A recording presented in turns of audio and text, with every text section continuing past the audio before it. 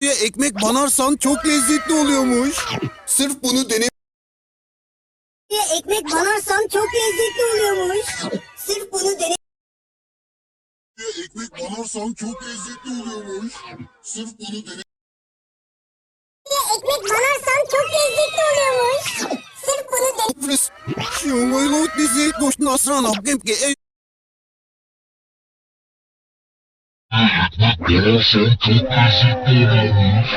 Sırf bunu Ekmek banarsan çok lezzetli oluyormuş. Sırf bunu dene.